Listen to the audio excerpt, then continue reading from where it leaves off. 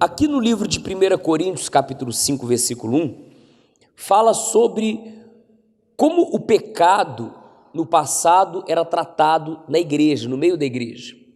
Diz assim, geralmente se ouve, olha o que o apóstolo Paulo escreveu aos cristãos de Coríntios.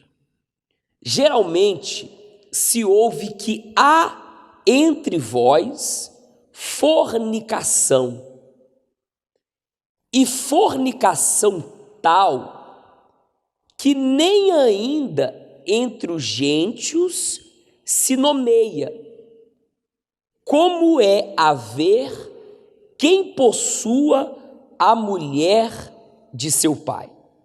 Você vê que era algo tão absurdo que estava acontecendo dentro da igreja, que aquele pecado não tinha um nome.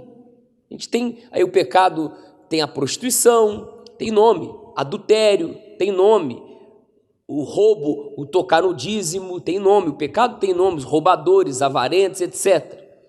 Esse pecado de tão grotesco que ele é, a gente sabe que não existe diferença entre pecadinho e pecador, é tudo a mesma coisa, tudo leva para o inferno, a prática deles.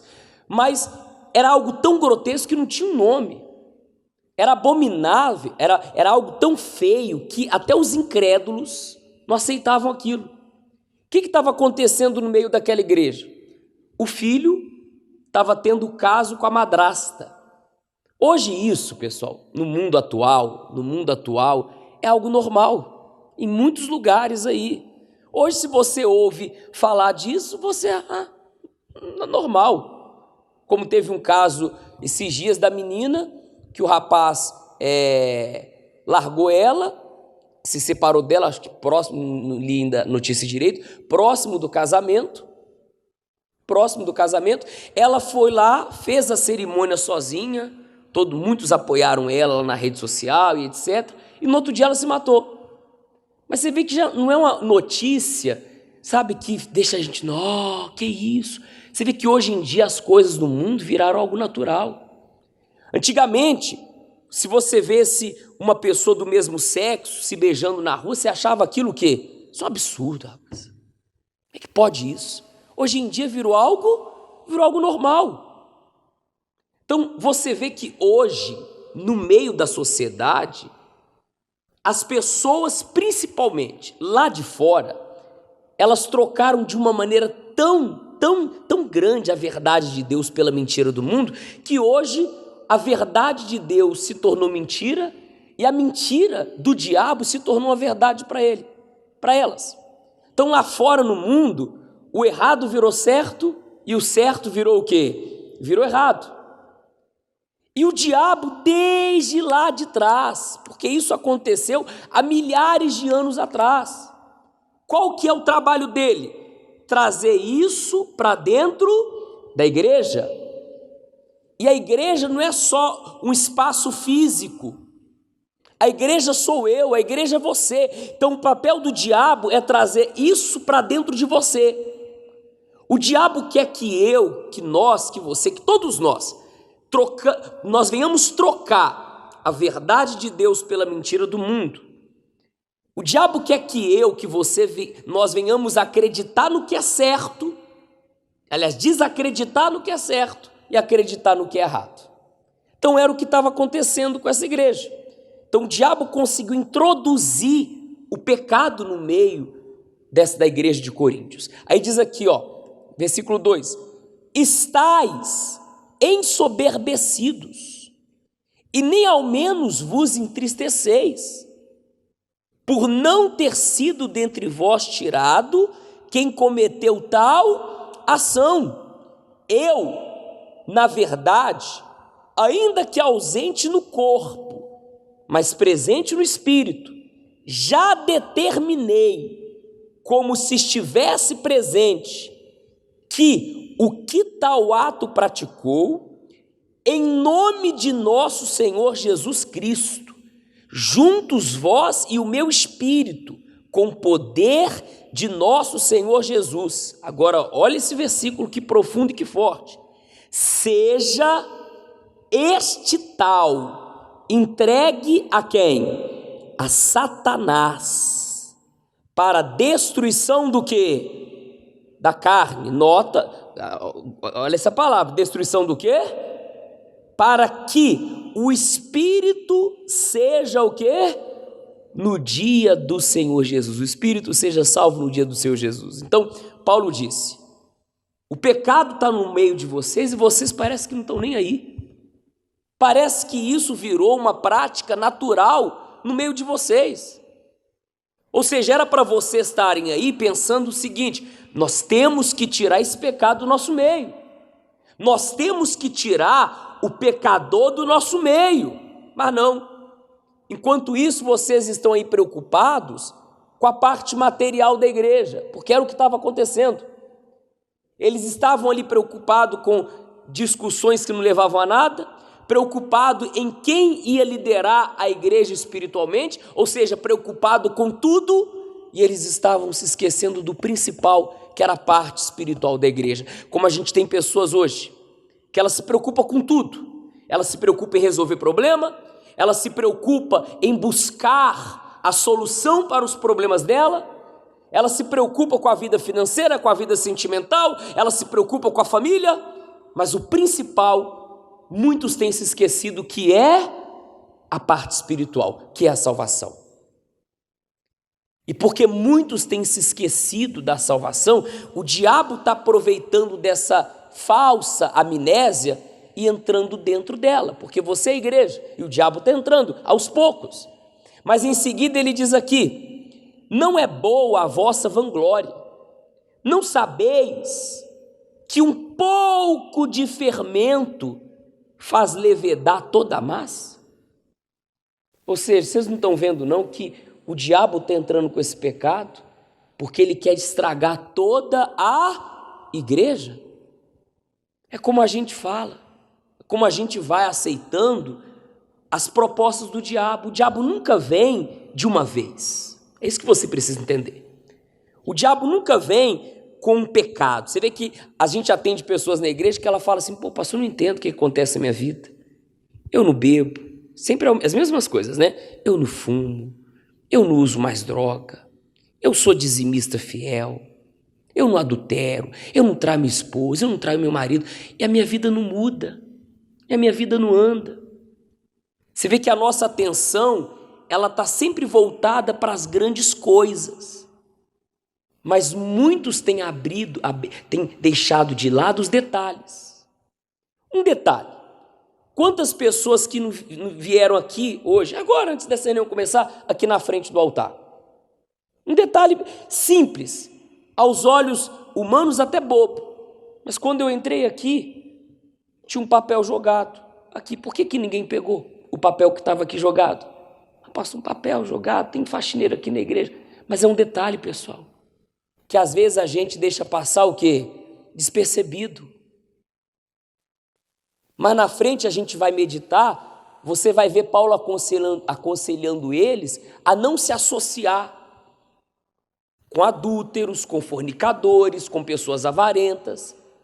E às vezes a gente também não presta atenção nos detalhes. Porque às vezes o próprio diabo, e eu tenho experiência própria disso, que aconteceu comigo, ele coloca perto da gente determinadas pessoas que a missão delas é nos afastarem da presença de quem? De Deus. Isso aconteceu comigo no início da igreja.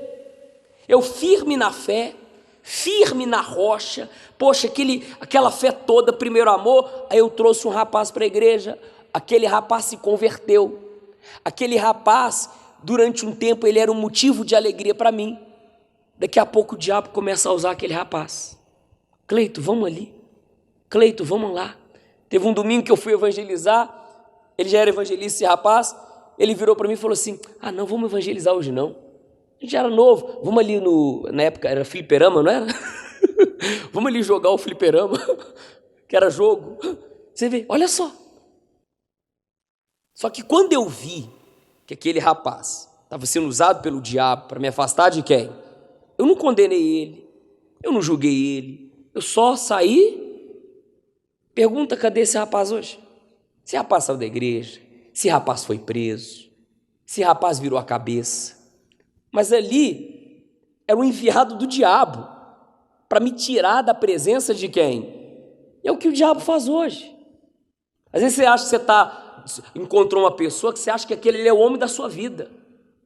Mas foi o próprio capeta que colocou aquele homem no seu caminho, aquela mulher no teu caminho, para te afastar de Deus. E eu sei que tem muitos aqui que não gostam de ouvir isso, mas vai ouvir porque é Deus abrindo os seus olhos. Às vezes você não entende aquela amiga que você tem, que só leva você para o caminho errado, e foi o próprio diabo que colocou ela no teu caminho, para te afastar da presença de quem? De Deus. Como tem pessoa que o emprego que ela conseguiu lá atrás afastou ela de Deus, foi o diabo que colocou aquele emprego no teu caminho.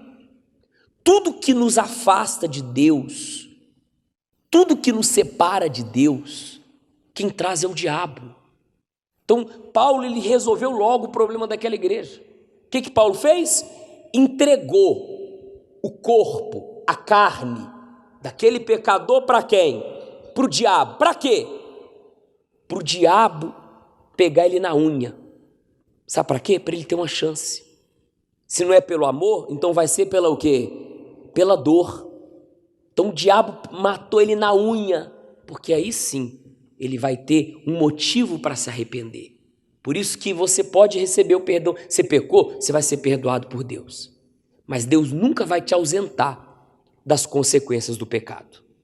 É quando a pessoa toca no dízimo, ela pede perdão para Deus, ela vai ser o quê? Mas ela vai sofrer as consequências.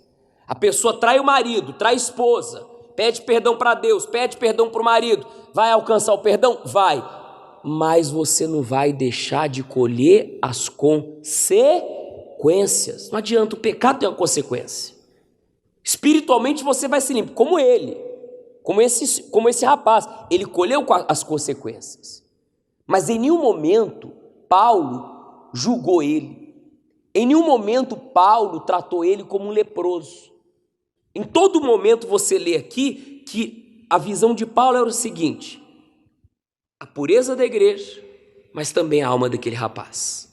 Por isso que a gente nunca vai te jogar fora. Por isso que você que é de Deus, tem um familiar que vive no pecado, você nunca pode jogar ele fora.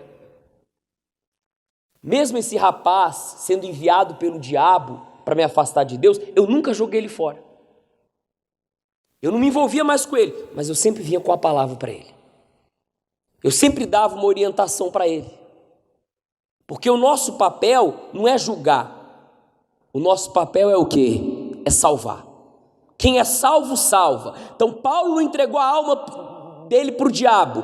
Paulo entregou a carne, para que ele viesse lá na frente se arrepender e ele pudesse ser o quê?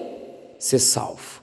Aí diz aqui, olha só, o conselho de Deus quando se vive no pecado: purificai-vos, versículo 7, pois do fermento velho, para que sejais uma nova massa, assim como estáis sem fermento, porque Cristo, nossa Páscoa, foi sacrificado por nós. Por isso façamos a festa, não com fermento velho, nem com fermento da maldade, da malícia, mas com os ázimos da sinceridade e O fermento é o mundo, o fermento é o pecado, o fermento é o orgulho, que o diabo ele coloca dentro de nós para nos afastar da presença de Deus, para a gente crescer e achar que a gente é alguma coisa. Como tem muitas pessoas que ela acha que pelo tempo que ela tem de igreja, pelos anos que ela tem de igreja, ela pode se dar o luxo de não vir mais domingo buscar o Espírito Santo. Ela pode se dar o luxo de tocar no que é de Deus. Ela pode se dar o luxo de não ler mais a Bíblia. Ela pode se dar o luxo de não jejuar mais. Ela pode se dar o luxo de dizer assim: isso aqui já não é mais para mim, isso aqui é para quem está chegando na igreja. Mas é o fermento do diabo. São os detalhes que você deixou passar, desaperceber, e que foi crescendo, e se você não se purificar, se eu não me purificar, lá na frente isso vai me derrubar. Foi o que aconteceu com Lúcifer. Você acha que Lúcifer, que era anjo de luz, sinete da perfeição, que andava no brilho das pedras. Lúcifer quer dizer luz, ele era luz. Você acha que ele se tornou trevas do dia para a noite? Você acha que ele caiu do dia para a noite? Ele não se atentou para os detalhes. E aquele fermento foi crescendo, e olha o que se tornou Lúcifer. Por isso que na Bíblia fala que no reino de Deus o menor é o maior. Por isso que na Bíblia fala que no reino de Deus o último é o quê? O primeiro. Aquele que não é nada, ele se transforma em tudo. No reino de Deus, o que era pobre, o que era o lixo aqui embaixo, o que vivia de migalha aqui embaixo, no reino de Deus, ele chegou e se assentou ao lado de Abraão. Ou seja, o reino de Deus é diferente do nosso reino. Lá fora, no mundo, as pessoas valem por aquilo que elas têm. Com Deus é diferente. O que você tem não te dá valor aos olhos de Deus. O que te valoriza aos olhos de Deus é o que você é. É o caráter que você tem. É o caráter de homem de Deus que você tem. É o caráter de mulher de Deus que você tem. E esse caráter ele é visto quando não há o fermento do pecado. Quando não há o fermento do mundo. Por isso que ele orientou a igreja, as pessoas da igreja a se purificarem. Purificarem do quê? Diz assim, por isso façamos a festa, não com fermento velho, nem com fermento da maldade e da malícia, mas com os ázimos da sinceridade e da verdade, ou seja, sejam sinceros, sejam verdadeiros. Já por carta vos tenho escrito que não vos associeis com os fornicadores, ainda que não inteiramente com os fornicadores deste mundo, ou os avarentos, ou os roubadores, ou os idólatras, porque então vos seria necessário sair do mundo. Mas agora vos escrevi que não vos associeis com aquele que, dizendo-se irmão, dizendo-se o quê? Ou seja, ele não está falando aqui para pessoas que estão no mundo. Porque, pessoal, eu sempre falo isso nas minhas pregações. Quando eu estudava, eu ia para a escola, eu já ia preparado, eu já ia armado. Eu sei que o diabo ia se levantar lá. Então eu já ia armado. Eu sabia que o que ia entrar nesse ouvido tinha que sair do outro. Eu tinha que estudar. Eu tinha que trabalhar. Quando eu ia para o trabalho, eu sabia que lá no trabalho o diabo ia usar pessoas. Então eu já ia armado com o escudo da fé. Eu já ia armado com a minha espada. Eu já ia armado. Só que aonde muitos erram, quando você vem para a igreja, você deixa o escudo em casa. Você deixa a espada em casa, porque na sua cabeça, todo mundo que está na igreja são pessoas de bem, são pessoas de Deus. Mas esse alerta que Paulo deu, ele deu para aqueles que estavam na igreja, dizendo assim, vamos ler que eu vou completar esse raciocínio. Dizendo-se irmãos, mas for fornicador, ou seja, lá naquela época já tinha isso dentro da igreja, isso não vai acabar, vai continuar tendo. Ou avarento é aquela pessoa que só se preocupa com os bens, com as coisas materiais. Ou idólatra, ou seja, aqui dentro, olha para mim, aqui dentro, nessa reunião, tem pessoas que são idólatras. O senhor está julgando? Não, eu estou afirmando que tem. Dentre todos vocês, lógico que tem. Porque idolatria não é só você idolatrar um ídolo, um santo. Idolatria é tudo aquilo que você coloca acima de quem? Se eu colocar essa taça acima de Deus, eu estou sendo idólatra. Então tem gente que é idólatra, que tem gente aqui que o filho dela está acima de Deus. Tem pessoas aqui que o marido está acima de Deus. E se o teu marido virar para você e falar assim, escolhe, ou Deus ou eu, se bobear, você escolhe ele. Então você é uma pessoa idólatra. E você tem que abandonar isso, tem que abrir mão disso. Aí diz assim, ou maldizente, ou seja, pessoa que só fica reclamando da vida e falando mal dos outros. É aquela pessoa que não cuida da vida dela e quer cuidar da vida de todo mundo. Ou beberrão, aquela pessoa que vive na bebida, vive se embriagando, vive bêbada. Ou roubador, aquela que toca no dízimo. Ou então é aquela pessoa, ela é dizimista, ela faz tudo direitinho, mas ela acha que as conquistas, que as bênçãos que ela teve, Foi por mérito dela. Igual teve um dia que eu fui pegar um testemunho, aí tem dia que eu falo, pessoal bem forte para Jesus. Aí o rapaz do testemunho, eu peguei o testemunho, mandei bater palma, e começou a bater palma. Aí eu olhei para ele assim, e deu para sentir aquele ar, tipo assim, que aquelas palmas que ele estava batendo não era para Deus, era para quem? Era para ele. Então tem muitas pessoas dentro da igreja que ela sobe no altar para dar testemunho, não é para glorificar o nome de Deus, não. É para glorificar o nome dela. Tem gente que ela sobe no altar para dar testemunho, sabe para quê? Para divulgar o trabalho dela. Como eu já vi vários casos. Ela sobe no altar para dar o testemunho, ela fala, inclusive eu mexo com isso, inclusive eu mexo com aquilo, inclusive eu mexo com aquilo outro. Ela quer aproveitar o momento na igreja para adquirir novos clientes. Isso é errado. O testemunho que você dá é somente para uma coisa, para glorificar a quem? Aí diz aqui, o roubador, com tal, nem ainda comais, porque que tenho eu em julgar também os de fora? Não julgai vós os que estáis de dentro? Mas Deus julga os que estão de fora. Tirai, pois, dentre vós a esse iníquo.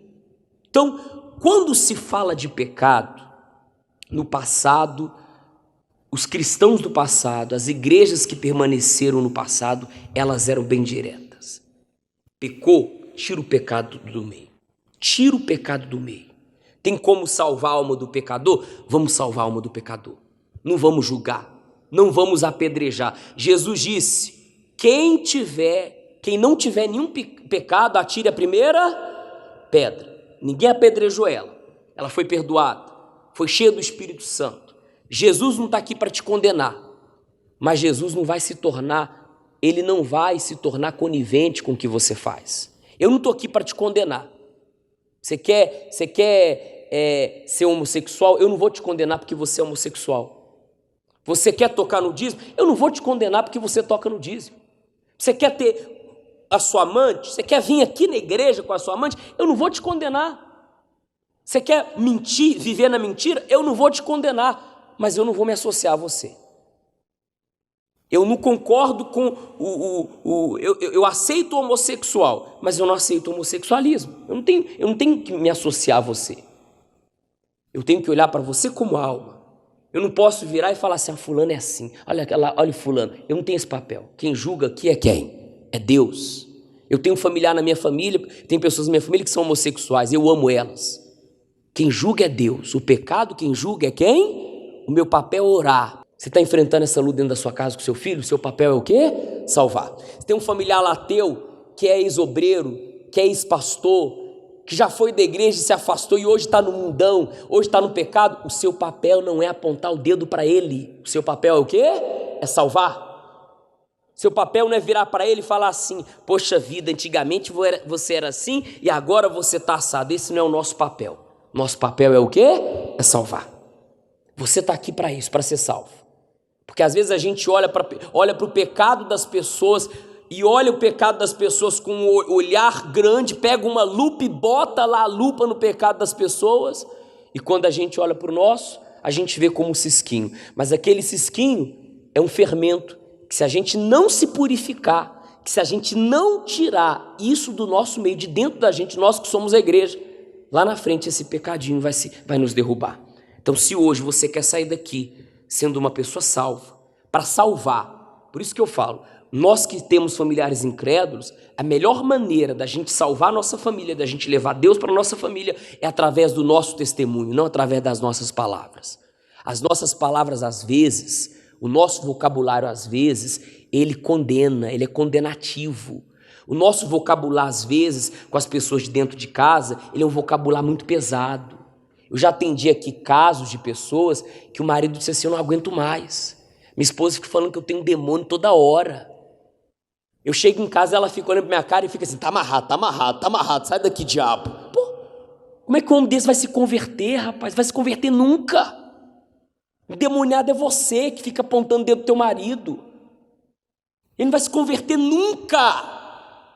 Trata ele como homem de Deus, trata ele como teu marido, veja ele como se fosse o próprio Senhor Jesus e acabou. E o seu testemunho, a sua comunhão, o que vai salvar ele é a comunhão que você tem com quem? Com Deus. É a sua vida no altar, é você estando salvo, porque se você estiver salvo, você vai levar a salvação para toda a sua família. Amém? Fique de pé, por favor.